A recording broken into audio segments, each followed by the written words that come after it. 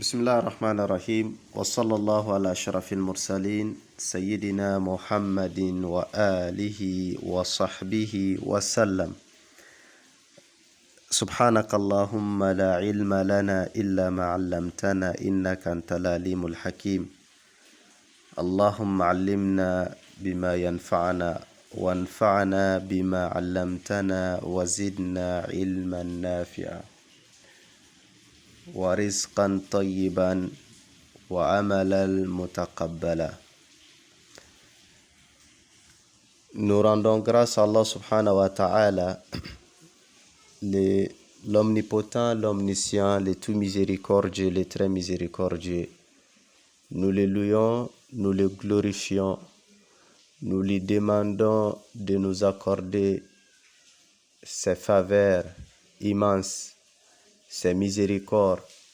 Nous lui demandons, nous lui implorons de nous accorder la baraka, de mettre la baraka dans notre vie, la baraka dans nos activités, la baraka dans tout ce que nous menons, dans nos progénitures, dans nos services.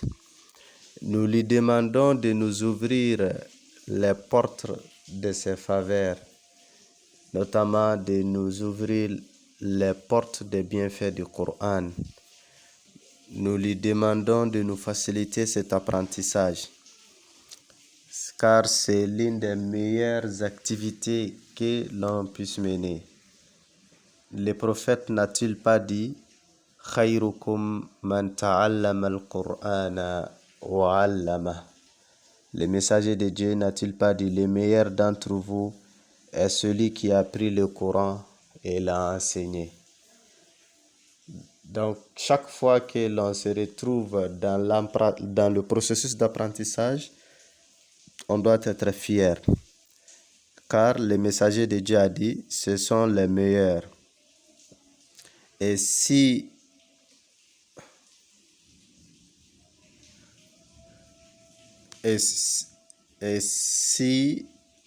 l'on arrive à apprendre et à dispenser, à partager, en ce moment, le bienfait sera complété.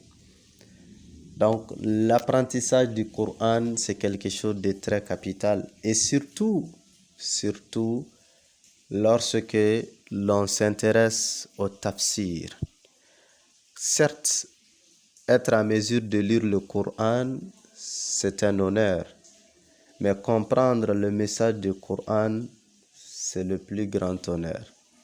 Comprendre le message du Créateur, comprendre ce que le Créateur, déchiffrer le message que le Créateur nous adresse, ça c'est un grand bienfait. Et à chaque fois que l'on se voit préoccupé, intéressé, l'on se voit participer dans ce processus, ça c'est un honneur. C'est un honneur et une sélection divine. Et c'est pourquoi nous demandons à Allah subhanahu wa ta'ala de nous permettre de comprendre sa parole, de nous faciliter l'apprentissage et d'ouvrir nos cœurs, d'éliminer nos cœurs afin que l'on puisse mieux capter. Mais on ne peut pas atteindre les profondeurs de la parole d'Allah, ce n'est pas possible. Car nous ignorons l'être d'Allah, nous ignorons ce que lui-même veut dire exactement. Mais à travers les paroles du prophète, à travers ce que les compagnons ont véhiculé, à travers les exégètes, nous allons essayer de nous approprier, Inch'Allah, de ces paroles. Nous avons vu que notre sourate Nazi'at, la sourate 79, les âmes qui arrachent les âmes, de façon générale, elle peut être répartie en 4 parties, mais si vous voulez en 3 parties, car l'introduction et la conclusion c'est le même sujet presque. La première partie c'est la partie qui parle du jour du jugement dernier, qui parle du jour dernier, les événements du jour dernier, les miracles ou les surprises donc du jour dernier. La deuxième partie c'est la partie à laquelle nous sommes, le récit de Moussa alayhi salatu wassalam. Qu'est-ce qui s'est passé entre Moussa et Pharaon? Pourquoi Allah a-t-il envoyé un grand messager comme Moussa pour aller rencontrer, pour aller prêcher sa parole, pour aller présenter la guidance à un des plus grands tyrans, à un des plus grands leaders? Pourquoi? Donc c'est la deuxième partie. Et la troisième partie de la sourate, c'est la partie qui nous expose l'omnipotence d'Allah subhanahu wa ta'ala à travers quelques créations, à travers quelques faits naturels. Allah nous expose sa capacité, son pouvoir, mais surtout, c'est une réponse par rapport à ceux qui pensent que nous ne serons pas ressuscités, à ceux qui trouvent que c'est difficile ou impossible de ressusciter les morts. Allah subhanahu wa ta'ala, à travers ces exemples, à travers ces signes, il nous prouve que celui qui a créé les cieux et la terre est en mesure de ressusciter les morts. Comme je l'ai dit, la sourate elle a été conclue par les événements du jour dernier. Donc du verset 1 jusqu'au 14, ça c'est le premier chapitre. De verset 15 jusqu'au verset 26. Donc de 27 jusqu'au 33 et jusqu'à la fin de la sourate. La dernière fois, nous avons vu que le pharaon, c'était un leader, un grand leader, mais malgré son leadership, c'est un mauvais exemple dans le leadership. Le pharaon, il est leader de son peuple d'ici-bas. Il les a conduits vers leur destruction, vers l'abîme. En fin de compte, il les a conduits vers la noyade. Ils ont été tous noyés, lui et son armée. Mais le jour dernier, يَقْدُمُ قَوْمَهُ يَوْمَ الْقِيَامَةِ فَأَوْرَدَهُمُ النَّارِ. Comme Allah dit, il les conduira aussi à l'enfer le jour dernier. Il sera même leur leader dans l'enfer. Donc, c'est ce qui veut dire que c'est un mauvais exemple de leadership. Le Coran a parlé de beaucoup de leadership. Le sujet de leadership, le sujet de la gestion, le sujet en tout cas de la direction a été abordé par le Coran dans plusieurs endroits. Il y a des bons exemples comme il y a des mauvais exemples. Mais Allah, il nous dit, nous l'avons vu la dernière fois, il a envoyé le prophète Moussa, qui fait partie des Ulul Azm, donc les 2 de détermination, les plus grands prophètes. Parmi les prophètes, l'ensemble des prophètes envoyés, le Coran nous a retenu 25 noms des prophètes et messagers. Il y a 25 prophètes et messagers qui sont nommés par le Coran. Parmi eux, il y a 5 qui sont considérés comme étant les meilleurs de tous les autres. Et c'est meilleur aussi, Moussa est particulier de tous les autres. Hormis le prophète Mohammed, Moussa est celui qui était l'interlocuteur d'Allah subhanahu wa ta'ala. Allah parlait et Moussa entendait directement la parole d'Allah subhanahu wa ta'ala. Wa kallama Allahu Moussa taklima. Comme Allah le dit. Allah subhanahu wa ta'ala, il a adressé la parole à Moussa. Et ce grand prophète, ce grand messager, Allah subhanahu wa ta'ala l'a chargé d'aller rencontrer le Pharaon. Pourquoi? Allah même, il nous donne la cause. Dans la sourate, il nous expose la cause de l'envoi, l'objet de la prophétie de Moussa. Qu'est-ce qu'Allah nous dit? Innahu Torah. Innahu Torah. Car le Pharaon, il a transgressé les limites. Le Pharaon, il a transgressé les limites établies par Allah subhanahu wa ta'ala.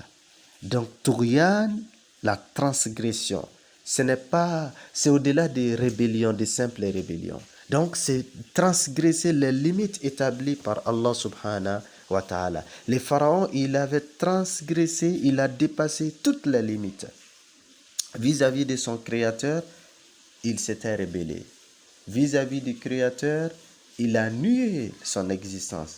Il a nié, il a essayé de mettre en cause son omnipotence. Vis-à-vis du créateur, il n'a pas reconnu son servitude vis-à-vis de lui.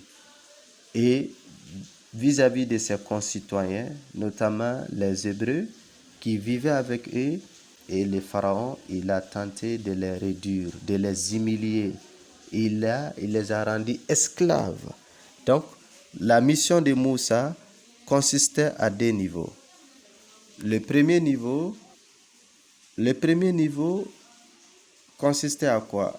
Libérer les opprimés, libérer les faibles, les peuples qui étaient affaiblis, qui étaient esclavagisés par le pharaon, qui étaient colonisés par le pharaon. Donc, il faut les libérer. Il faut qu'ils retrouvent leur liberté.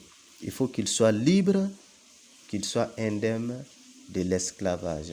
Donc, libérer leurs juges. Et le deuxième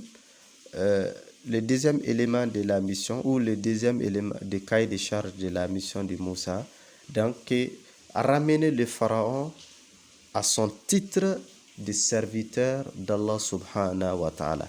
Que les pharaons reconnaissent la seigneurie d'Allah subhanahu wa ta'ala, l'omnipotence d'Allah subhanahu wa ta'ala, la divinité d'Allah subhanahu wa ta'ala.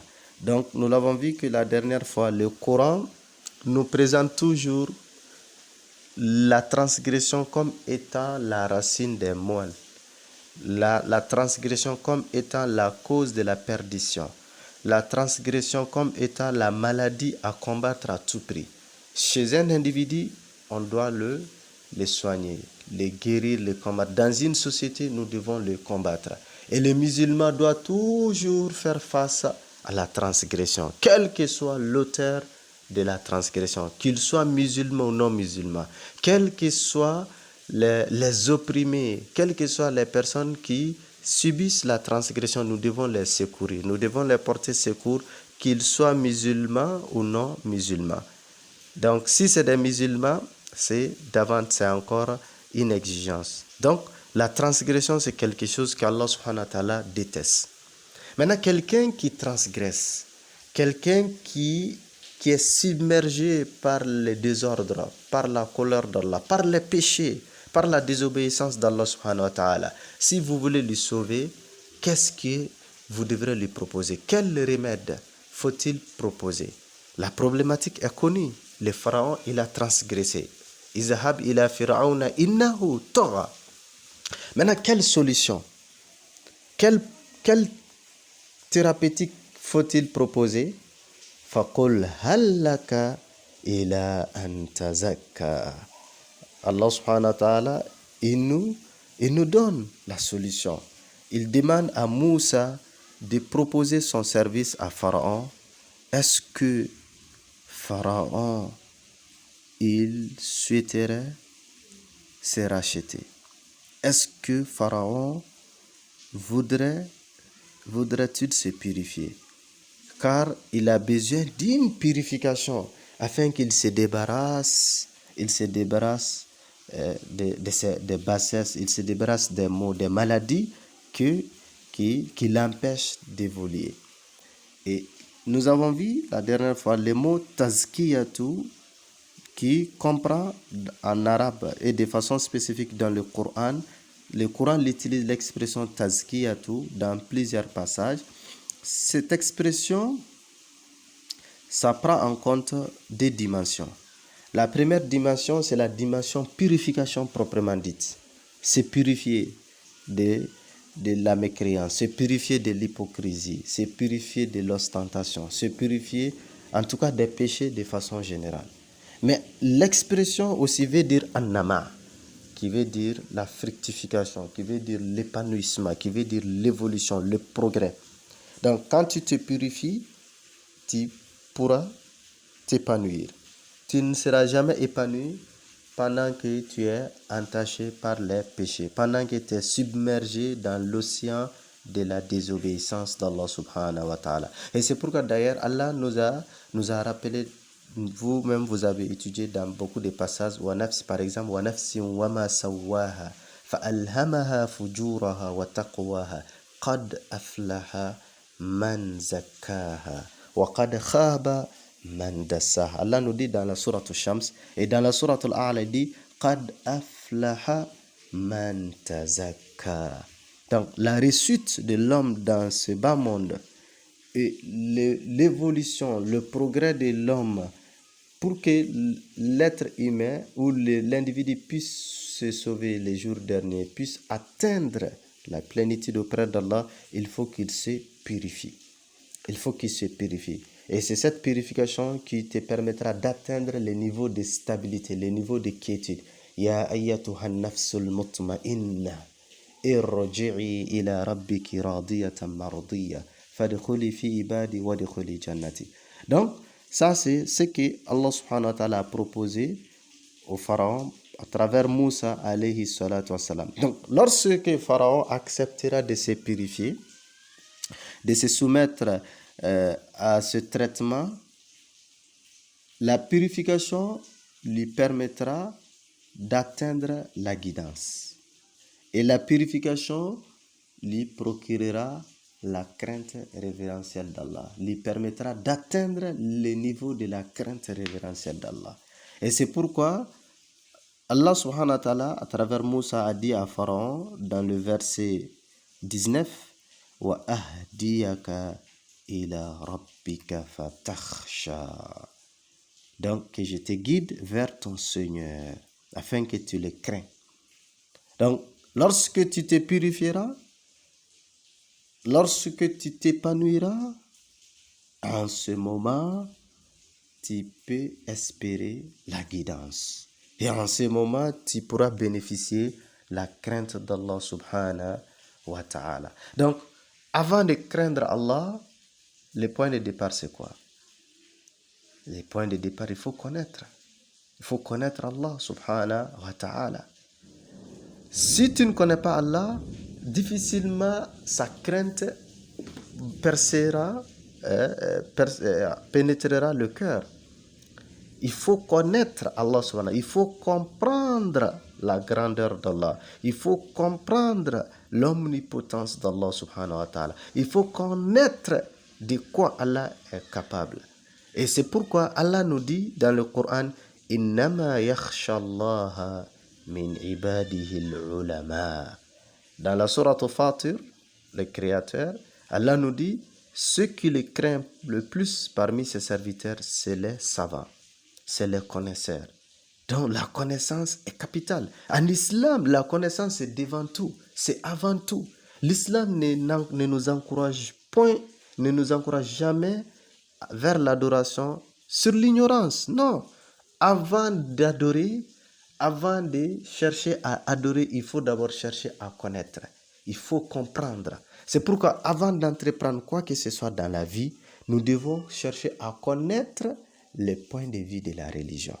Si tu veux mener un business, si tu veux mener une activité économique, si tu veux mener des affaires, si tu veux monter des marchés, toujours, il faut d'abord, la première des choses, connaître, comprendre qu'est-ce que l'islam dit par rapport à tel sujet. Qu'est-ce que l'islam interdit par rapport à tel événement? Qu'est-ce que Allah subhanahu wa ta'ala recommande par rapport à telle situation? C'est ce qu'il faut faire. Et le verset inaugural de la prophétie de Mohammed n'était-elle pas Li, Iqra. Iqra d'abord. Iqra. Parce que nous sommes une communauté de connaissance, de la quête du savoir. Donc, qu'est-ce que le verset a? Ce verset 19, qu'est-ce qu'on peut retenir rapidement de ce verset? En lisant le verset 19, qu'est-ce que nous voyons? Qu'est-ce que nous retrouvons? La connaissance d'Allah est prioritaire sur son obéissance. C'est sa connaissance d'abord qui est prioritaire parce que c'est le hidayah, la guidance qui a été citée. Ensuite, sa crainte l'a suivi. Donc ça, c'est extrêmement important. Et à ce qu'Allah dit, par exemple dans la sourate Taha, c'est ce qu'il a dit, innani anallahu la ilaha illa ana fa'buduni. Donc Allah subhanahu wa ta'ala, il cherche que je suis Allah, pas de divinité en dehors de moi, adore-moi donc. Donc ça, c'est extrêmement important. Donc lorsque l'homme connaîtra Allah, l'homme comprendra la puissance d'Allah subhanahu wa ta'ala, la grandeur d'Allah. L'homme comprendra que Dieu n'a pas de limite.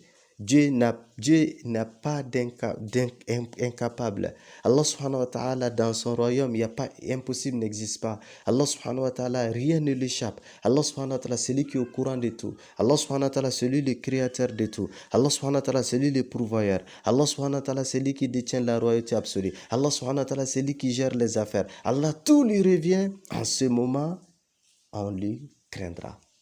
On l'aimera. Et cet amour et cette crainte nous poussera de nous obéir, de nous soumettre à sa volonté, de le vénérer, de le respecter, de respecter les limites qu'il établisse, de respecter les interdits ainsi que de s'activer pour accomplir les obligations. Celui qui craint Allah, c'est celui qui sera bon. Celui qui craint Allah, il va s'abstenir de l'injustice, pas par peur des systèmes, pas par peur de la justice, mais par crainte et par l'humilité devant Allah subhanahu wa ta'ala. Mais celui qui ne craint pas Allah, regardez comment il se comporte. L'injustice. Comment il se comporte, il fait tout ce qui traverse son esprit. Comment il se comporte, il deviendra l'esclave de son ego et de son âme. Donc, Allah subhanahu wa ta'ala, il a envoyé Moussa alayhi salatu wassalam pour aller prêcher ses paroles devant le pharaon. Dans une autre sourate, notamment dans la sourate Taha, Allah demande à Moussa et à son frère Haroun d'être clément, d'être doux, de tenir le bon discours, la pédagogie de la communication, la pédagogie du discours, notamment devant les tyrans, devant le souverain. Quelle posture faut-il adopter? Allah subhanahu wa ta'ala, il a enseigné la manière à Moussa et à Haroun alayhi salam. Alors, en envoyant Moussa, Allah subhanahu wa ta'ala, il a renforcé la mission de Moussa, il a renforcé la parole de Moussa par des preuves évidentes. Et quelle a été la réponse de Pharaon par rapport à ces preuves? Nous allons Inch'Allah voir ensemble. Allah subhanahu wa ta'ala, il nous dit dans le verset 20, فَأَرَاهُ الْآيَةَ الْكُبْرَى. Donc, il dit qu'il lui fit voir les très grands miracles. De quels miracles Allah subhanahu wa ta'ala présente ici comme étant les très grands miracles?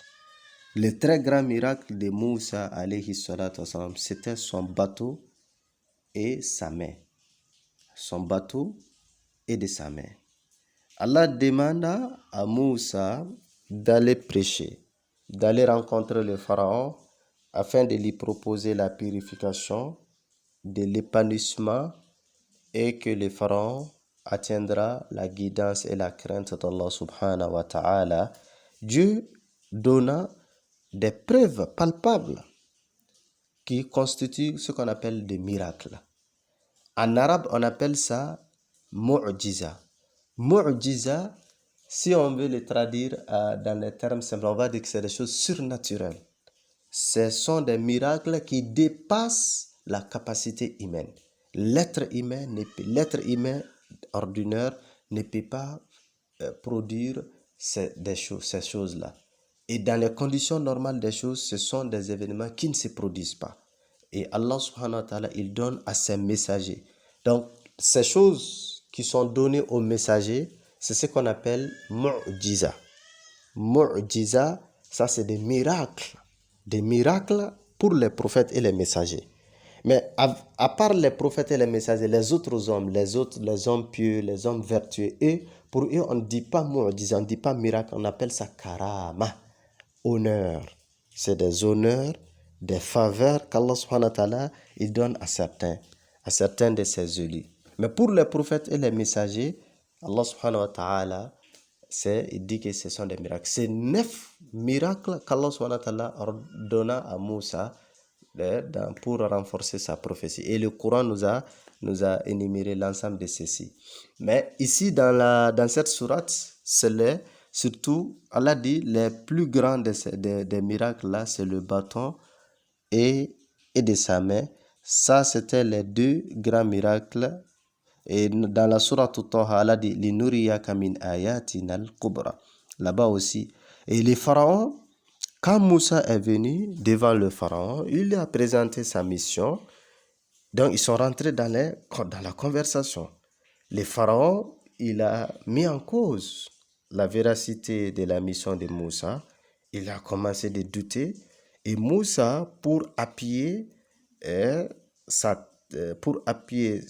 son discours, il a proposé de montrer des signes qui constituent des preuves que lui, il est messager d'Allah. Le pharaon a dit que, vas-y, je t'écoute.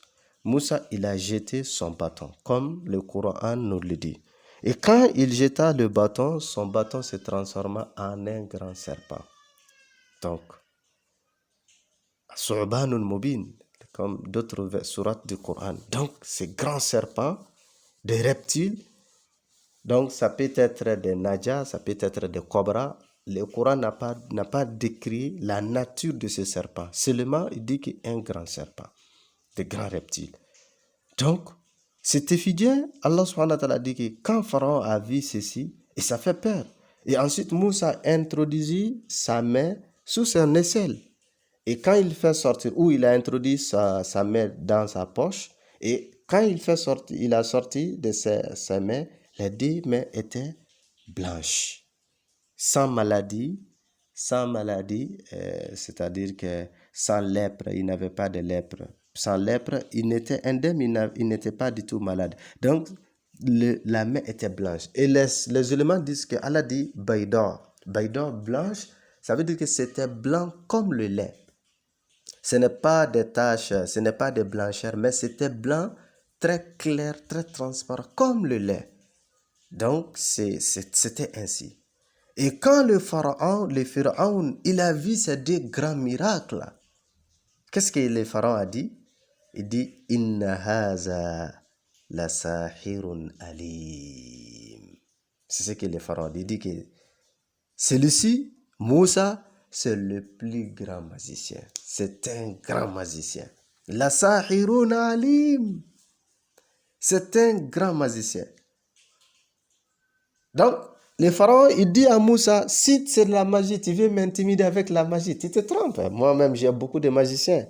J'ai des magiciens qui peuvent faire mieux, qui peuvent faire ce que toi, tu es en train de le faire. Donc, vous voyez, le pharaon, lorsque celui qui aura le courage ou la chance d'étudier les récits de Moussa et des pharaons dans le Coran, c'est-à-dire toutes les parties dans lesquelles Allah a exposé l'histoire de Moussa et des pharaons, quand on essaie d'étudier les différents passages, de faire des regroupages et de la synthèse, ça, c'est très important. C'est-à-dire, quand celui qui veut faire le changement, la résistance devant le changement, ça nous donne ça. Et quelle est la stratégie de ceux qui résistent au changement? Ceux qui ne veulent pas le changement, ceux qui veulent que la situation reste statique, ceux qui ne veulent pas le progrès, ils ne veulent pas que des nouveautés puissent gagner du terrain. Leur stratégie, le Coran nous donne. À travers le Coran, on comprend. Et même actuellement, la connaissance dans le cadre de leadership et du développement personnel aussi a retenu ces mêmes principes. C'est autour de 20 jusqu'à 23.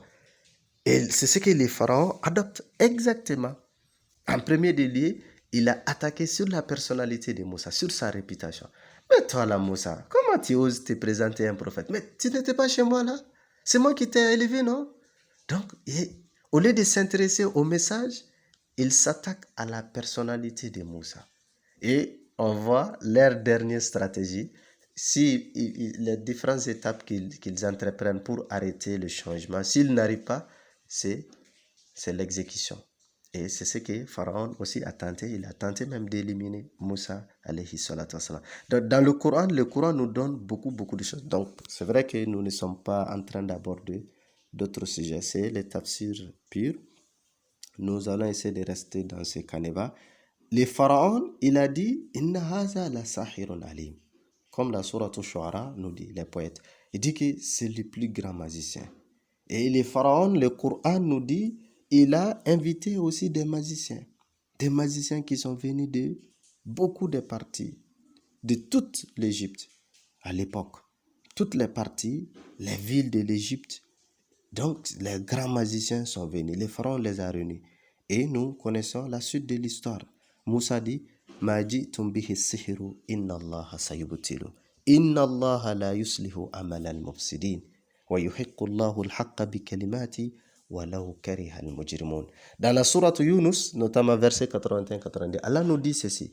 Moussa, il a dit à ses magiciens, la magie que vous avez amenée, les sorts que vous avez préparés, Dieu va les anéantir, Dieu va les détruire. Vous ne prendrez jamais dessus. Moi, je vous vaincrai. Car vous êtes des pervers. Et Allah subhanahu wa ta'ala ne parfera jamais l'œuvre des pervers. Et Allah fera triompher la vérité. Même si les criminels détestent cela. Donc, le Pharaon, il a vu que le défi de duel qu'il a organisé entre Moussa et ses magiciens ont été vaincus. Il a vu la force et la puissance de Moussa alayhi salatu wassalam. La force et la puissance des preuves que Moussa a amenées. Donc, normalement, les pharaons devraient se soumettre, reconnaître sa défaite, reconnaître la défaite de ces magiciens. D'ailleurs, ces magiciens ont reconnu leur défaite. Le Coran nous dit, les magiciens des pharaons, quand ils ont vu que leur magie, leur sort, le bâton de Moussa a tout avalé, alors que ils savent très bien que c'est de la magie, ce n'est pas réel. Ils ont fait semblant comme si, eux aussi, ils ont préparé des serpents, alors que c'était de la magie. Mais le bâton de Moussa a tout avalé et le bâton est transformé en bâton de façon indemne. Les magiciens, ils ont compris que ça, ce n'est pas de la simple magie. Parce que si c'est de la magie, eux-mêmes, ils maîtrisent mieux la magie que quiconque de leur époque. Et tous ces magiciens, à la minute, ont tous reconnu la prophétie de Moussa et la véracité de la mission de Moussa. Ils se sont tous prosternés et ils ont demandé, ils ont imploré le pardon d'Allah. Même si les pharaons, il les a intimidés en les menaçant de les punir, de les châtier, de les crucifier. Ils disent que fais ce que tu veux faire. Nous, on ne va jamais renoncer notre foi. Mais le Pharaon, quelle a été son attitude? Qu'est-ce qu'il a fait? Il a nié et il a désobéi. Et c'est ce qu'Allah subhanahu wa ta'ala nous dit, فَكَذَّبَ وَأَبَى. Dans le verset 21, فَكَذَّبَ وَأَبَى. Après que Moussa le fit exposer, montrer des grands miracles, et après sa tentative de contrer, de rivaliser ou de réfuter cette vérité, le pharaon, qu'est-ce qu'il a fait? فَكَذَّبَ. كَذَّبَ. Donc, le pharaon, il qualifia des mensonges. Il n'a pas cru. وَعَصَى, et désobéit son Seigneur. Et c'est ce qu'il a fait. Après la vérité, tout lui a été exposé. Il a vu le miracle, il a nié. Il a traité le miracle des mensonges. Il dit que ça, je ne vais pas croire. Je ne vais pas croire. Donc, Pharaon, il a traité de Moussa des menteurs. Il a traité la preuve que Moussa a amenée des mensonges. Il a traité des sorts, de la magie. Et il a refusé de suivre Moussa. Mais après, il a désobéi à Allah. Comment il a désobéi? Car il a désobéi le messager. Donc, si tu désobéis le messager, c'est comme si tu as désobéi celui qui l'a envoyé. Donc, c'est pourquoi Allah dit « Wa'asa » et désobéi. Donc, le pharaon, il a traité la vérité du mensonge. Il n'a pas voulu respecter l'ordre d'Allah subhanahu wa ta'ala. Il ne s'est pas soumis à la volonté d'Allah. Allah dit Wa'asa, et il a désobéi Allah. Il a désobéi les messagers. Donc, il a su la vérité, mais il a refusé d'admettre. Il a refusé d'admettre la vérité. Il n'a pas cru. Il a refusé de croire. Et c'est pourquoi, lorsqu'il était au point d'être noyé, il dit Amantu, il a dit que moi aussi j'ai cru au Seigneur des Israéliens. Et c'est là que l'ange lui a dit Al-An, c'est maintenant, Pharaon, c'est maintenant que tu vas dire que tu as cru. Mais c'est trop tard. Pourquoi maintenant? Parce que tu es au point d'être noyé. Pourquoi maintenant? Parce que tu as su que ton pouvoir, ton royaume ne t'a rien servi, ne t'a rien servi. Pourquoi maintenant? Parce que tu as su que tout est foutu, tout est perdu. Ce n'est pas le moment de repentir, hein, c'est trop tard. Il a repenti, mais c'était trop tard. C'est pourquoi il faut toujours se ressaisir quand il faut temps. Il faut se ressaisir avant qu'il ne soit trop tard. Il faut se ressaisir quand on est en vie. Il faut se ressaisir au moment où nous avons l'âme, avant que l'âme n'atteigne la clavicule. Car une fois que l'on rentre dans l'agonie et que l'âme arrive au niveau des clavicules, le repentir ne sera jamais accepté. Lorsque le soleil se lèvera de l'ouest, le repentir ne sera jamais accepté. Donc nous devons nous ressaisir, nous rattraper nos erreurs avant qu'il ne soit trop tard. Donc c'est ce que Allah subhanahu wa ta'ala nous expose par rapport à cette partie de l'histoire de Moussa et de Pharaon. Maintenant, après, qu'est-ce que le Pharaon a fait? Il a refusé de croire. Il a refusé de croire. Il a décidé de persévérer dans son affront, dans sa désobéissance et dans son traitement des mensonges de la prophétie de Moussa. Et il a décidé d'augmenter sa perversité. Allah nous dit Thumma adbara yasa. Après avoir qualifié de mensonges et désobéir à Allah, Thumma, ensuite, adbara yasa. Donc, Thumma adbara, il tourna le dos. Adbara yani dubur. Donc, il a tourné le dos, yasa, et s'en alla précipitamment. Thumma adbara yasa. Donc, ce verset, ça peut être compris différemment. Thumma adbara yasa, le thumma, ça veut dire que après un temps. Donc, le pharaon, vu qu'il a qualifié de mensonge, il n'a pas voulu. Thumma adbara, soit il s'est retiré précipitamment. Il a tourné le dos, il s'est retiré de l'assemblée. Il s'est retiré du rassemblement, du lieu de rassemblement, où il a tourné le dos devant cette vérité. Il n'a pas voulu suivre cette vérité. Et lorsque ces magiciens ont perdu le duel, ils ont perdu, le Pharaon, Yas'a, c'est-à-dire que Yas'a, quand il s'est retiré, il a essayé de réunir, s'en aller précipitamment pour réunir les magiciens, afin que ces magiciens viennent défier Moussa. Et lorsque ces magiciens n'ont pas pu le faire, qu'est-ce qu'il a fait? Jama'a Fir'aun as-sahara wa jund wa idda'ahu al-rububiyya. Qu'est-ce qu'il a fait? Après avoir rassemblé les magiciens et que ces magiciens ont perdu le duel, fahashara fanada faqala ana rabbukumul a'la. C'est ce qu'il a fait. Fahashar, hashar yani jama'a. Donc il a réuni les peuples d'Égypte. Il les a tous réunis. Il a convoqué un rassemblement. Fahashar, il a convoqué un rassemblement. Il a rassemblé, il rassembla les gens, les citoyens. C'est ce que le Pharaon il a fait. Donc, soit lui-même a rassemblé tout le monde, et lors de ce rassemblement, il a tenu un discours solennel.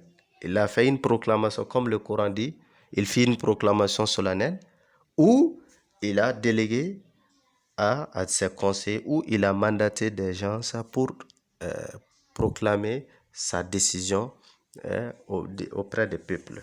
Donc Allah dit Faqala ana rabbukumul a'la. Le pharaon lui-même, il a atteint le summum de la transgression. Il a atteint le dernier niveau. Il a fait une proclamation et dit Ana, c'est moi, Rabbukum, votre Seigneur, Al-A'la, le très haut. C'est moi, votre Seigneur, le très haut. Il a tenu cette proclamation. Il fit cette proclamation solennelle pour dire que je suis le Seigneur des Seigneurs. Je suis votre Seigneur, le très haut. J'accepte que vous adorez des divinités, d'autres divinités, mais sachez que je suis le plus grand de toutes ces divinités. Al-A'la veut dire le très haut. C'est comme quand on dit Allahu Akbar. Akbar, ça veut dire que le plus grand. C'est celui qui est au-dessus de tout. Al-A'la, le très haut. Rappelez-vous, Sabbih isma rabbika al-A'la. Donc, c'est ce que le pharaon a dit, c'est moi, votre Seigneur, le très haut. Ça, c'est la mécréance. Mais comment Pharaon ose-t-il proclamer étant le Seigneur le très haut? Est-ce que celui qui a créé les cieux? Est-ce que celui qui a créé les cieux? Est-ce que celui qui a créé la terre? Est-ce que celui qui les a créés? Est-ce que celui qui a créé, celui qui les a nourris lorsqu'ils étaient dans les ventres de leur mère? Est-ce que c'est celui qui leur donne à manger quand ils auront faim? Est-ce que c'est celui qui leur garantisse la sécurité quand ils auront peur? Est-ce que c'est le pharaon qui les a donné l'œil, la vie? Est-ce que c'est le pharaon qui les a accordé la raison? Non.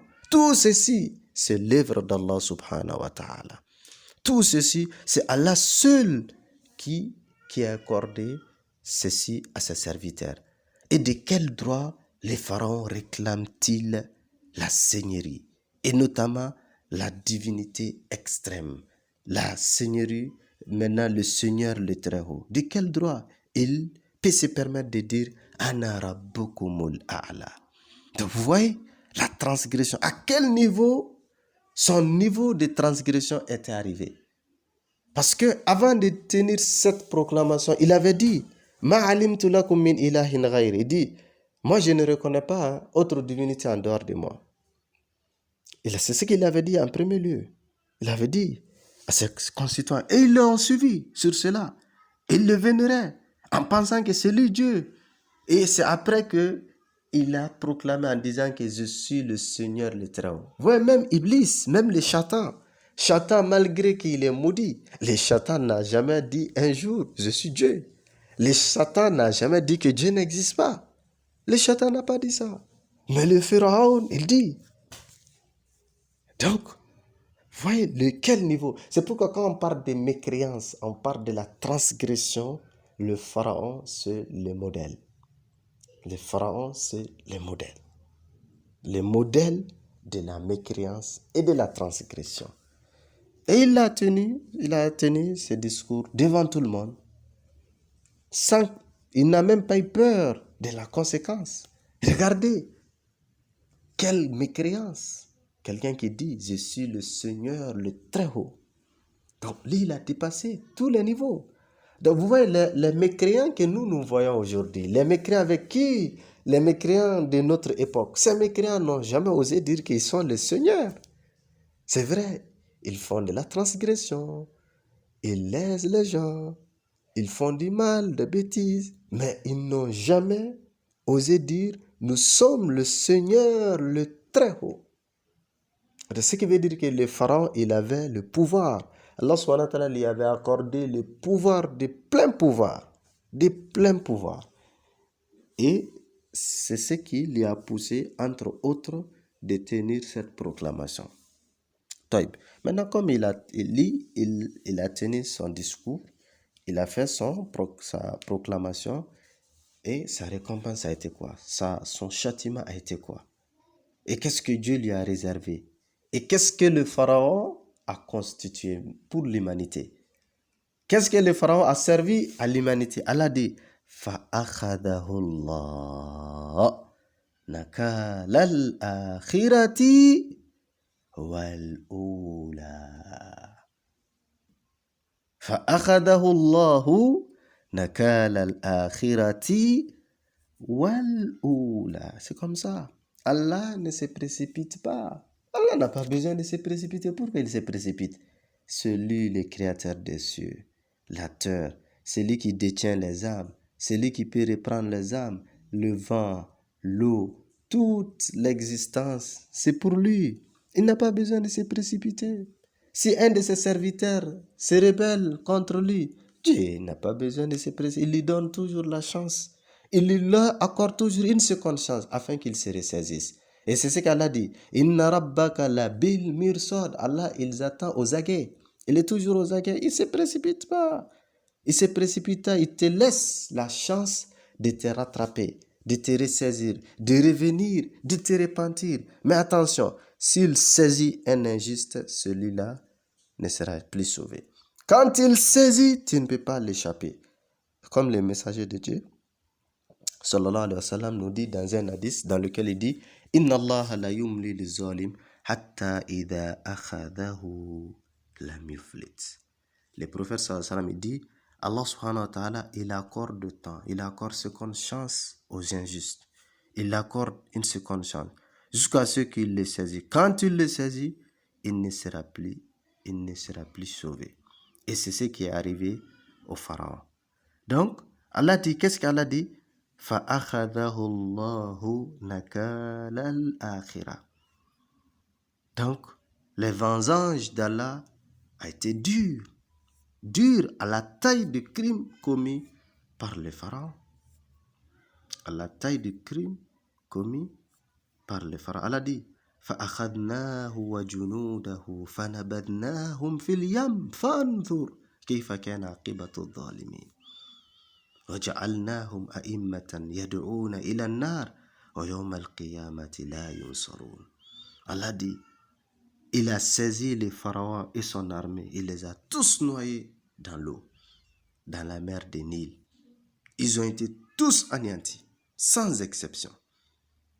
Allah dit, ils étaient des leaders, mais des leaders qui conduisaient vers où? Vers l'enfer. A'immatan yad'una ila nar.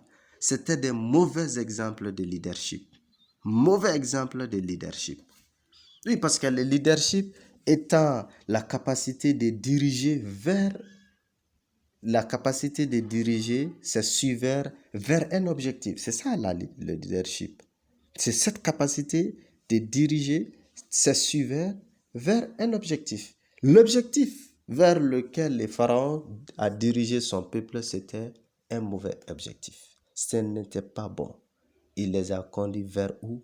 Vers l'enfer. Allah dit فَأَكَذَهُ اللَّهُ نَكَالَ الْآخِرَةِ. نَكَالَ الْآخِرَةِ. Donc Allah le saisit. Allah le saisit de la punition exemplaire. نَكَالَ الْآخِرَةِ. Vous voyez ici, ce qu'on appelle c'est une forme de rhétorique du Coran.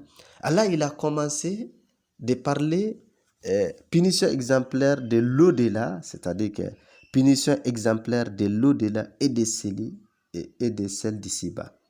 Donc, ce qui veut dire, la punition des pharaons, c'est une punition qui ne sera pas interrompue. C'est une punition qui continuera. C'est une humiliation perpétuelle.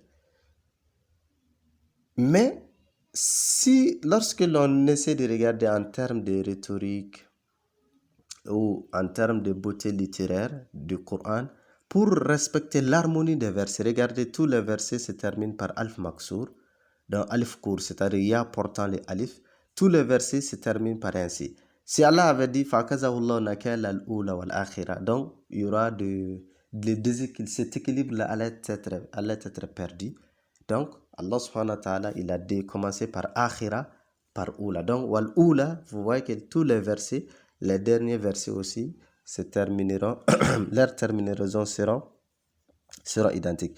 Du verset 15, هل أتاك حديث موسى إذ ناداه ربه بالوادي المقدس طوى اذهب إلى فرعون إنه طغى فقل هل لك إلى أن تزكى وأهديك إلى ربك فتخشى فأراه الآية الكبرى فكذب وعصى ثم أدبر يسعى فحشر فنادى فقال أنا ربكم الأعلى فأخذه الله نكال الآخرة والأولى Inna fi dhalik la ibratan liman yakhsha. Donc vous voyez que cette deuxième partie se termine de même terminaison.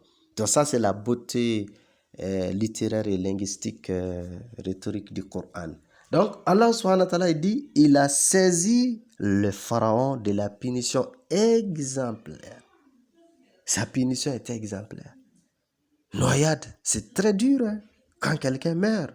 surtout le cas des pharaons. Mais le plus important de cette histoire, c'est quoi? Qu'est-ce que vous et moi, nous devons retenir de l'histoire des pharaons? Qu'est-ce que l'on doit retenir? La finalité même. Pourquoi dans le Coran, il y a des récits? Pourquoi il y a autant de récits? Pourquoi le récit constitue, si vous voulez, la troisième partie du Coran? Quand on prend le Coran, on peut le diviser en trois parties.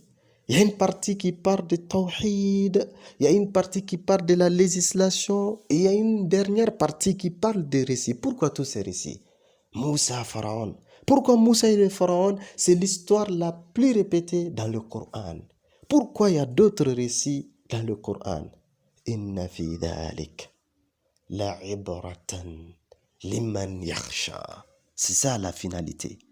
La finalité de ces récits, il y a certes là un sujet de réflexion. Ibra. La ibra, ça veut dire que sujet de réflexion, sujet de méditation, sujet d'enseignement. Un enseignement, une leçon à tirer, à retenir, un sujet à réfléchir, à méditer. Mais pour qui? Qui profiteront de cette leçon? Qui profiteront de cet enseignement? Qui pourront réfléchir de ce sujet? Liman yakhsha. Pour celui qui craint. Vous voyez, dans le verset 19, Allah dit Wa ahdiyaka ila rabbika fatakhsha. Il dit je te guide vers ton Seigneur afin que tu le crains. Et Allah dit celui qui craint, c'est celui-là qui pourra réfléchir, qui tirera profit de ces différents récits. Donc, les récits dans le Coran parle depuis notre père Adam, les Ad, les Thamoud, les Ibrahim, les Lut, les Ashab al-Madian, les Mutafiqat, les récits de Moussa et de Pharaon, les récits de Zéji et de sa mère, les récits de l'homme croyant, les croyants du peuple de Pharaon, ainsi que les croyants qui a été cité dans la sourate Yasin, et les croyants de Al-Ukhdud, ainsi que bien d'autres, les croyants de Kahf. Donc, beaucoup d'histoires. Allah subhanahu wa ta'ala, il les récite. Ce n'est pas pour perdre de temps. Ce n'est pas seulement des récits. Ce n'est pas seulement des contes pour faire des contes. Non, non, non. Mais la ibra, l'objectif, c'est de tirer des leçons. C'est pourquoi Allah dit ailleurs dans le Coran, notamment dans la sourate Yusuf, dans la sourate Hud, et aussi à la fin de la sourate Yusuf. Dans la sourate Hud, qu'est-ce qu'il dit? وَكُلًّا نَقُصُّ عَلَيْكَ مِنْ أَنْبَاءِ الرُّسُلِ مَا نُثَبِّتُ بِهِ فُؤَادَكَ وَجَاءَكَ فِي هَذِهِ الْحَقِّ وَمَوْعِظَةٌ وَذِكْرَى لِلْمُؤْمِنِينَ. Ça, c'est adressé aux prophètes. Allah dit, les récits des prophètes, Allah, il donne ces récits pour raffermir le cœur du prophète, pour renforcer le cœur du prophète, pour consoler son messager. Enfin, notamment ici, dans cette sourate, vous voyez, au départ, Allah, quand il parle du jour dernier, du jour de la résurrection, ça va avoir lieu. Ceux qui doutent de ce jour-là, Allah dit que ça sera une seule sommation et tout le monde sera ressuscité. Allah subhanahu wa ta'ala, il parle, il rappelle au prophète un grand mécréant qui avait nié cette question de résurrection et qui a fini d'être anéanti. Et la vérité a toujours triomphé. Donc, c'est un moyen de consoler les prophètes sallallahu alayhi wa sallam. Comme c'est une mise en garde aux mécréants de la Mecque. Vous n'êtes pas plus puissant que les pharaons. Vous n'êtes pas plus développé comme était la civilisation du pharaon. Mais malgré le pouvoir du pharaon, malgré son statut, lorsque il a défié Allah, lorsqu'il a traité la vérité des mensonges, lorsqu'il a traité les miracles de la magie, Allah subhanahu wa ta'ala a décidé de l'anéantir. Vous aussi, faites attention. Faites attention, sinon vous subirez les mêmes sorts. Et dans la sourate Yusuf, à la fin, quand il a parlé du récit de Yusuf, nous le savons, le récit de Yusuf, c'est le récit le plus long du Coran. Tous les récits récités dans le Coran, le plus long de ces récits, ou le plus complet de ces récits, c'est le récit de Yusuf. Allah, dans la sourate Yusuf, il nous donne du début des récits jusqu'à la fin de l'histoire. Du commencement de Yusuf jusqu'à la fin de Yusuf. Et après cette présentation exceptionnelle, Allah dit لقد كان في قصصهم عبرة لأولي الألباب ما كان حديثا يفترى ولكن تصديق الذي بين يديه وتفصيل كل شيء وهدى wa rahma liqawmin yu'minun. Allah, il dit, de leurs récits, c'est un sujet d'enseignement, c'est un sujet de réflexion, un sujet de méditation. Pour qui? Pour les doués de connaissances, pour les doués de savoir. Ce ne sont pas des histoires à raconter. Non, non, non. Ce ne sont pas des contes. Ce ne sont pas des mythes qu'il faut dire. Non, c'est de la vérité. C'est de la vérité et une guidance, une miséricorde pour les croyants. Donc, Allah subhanahu wa ta'ala, il a parlé de ce qui est arrivé à Moussa. Il a parlé pourquoi ce qui est arrivé au Pharaon, disons, ce qui est arrivé au Pharaon, pourquoi celui-ci lui est arrivé. Et pourquoi il a même reçu un messager à cause de sa transgression. Il a transgressé. Allah subhanahu wa ta'ala, il a humilié le Pharaon. Il a accordé la victoire à Moussa et au peuple de Moussa.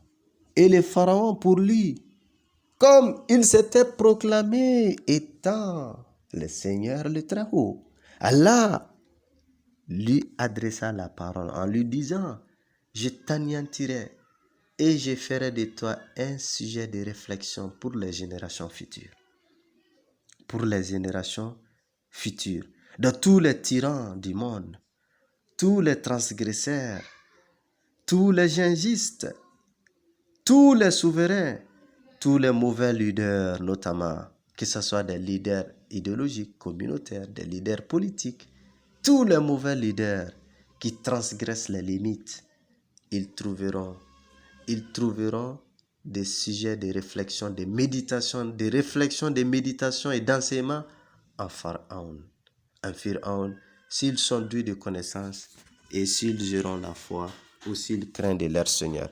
Qu'Allah subhanahu wa ta'ala nous préserve tous, qu'il nous maintienne dans ce droit chemin, qu'il fasse de nous des élus du paradis, qu'Allah subhanahu wa ta'ala nous éprouve les tentations du pouvoir, qu'Allah subhanahu wa ta'ala fasse de nous des bons leaders, fasse de nous des leaders exemplaires, qu'il ne nous fasse pas de ces leaders maudits, des leaders qui conduisent leur peuple, leur communauté, leur équipe dans l'abîme et dans la description et de l'humiliation. Donc,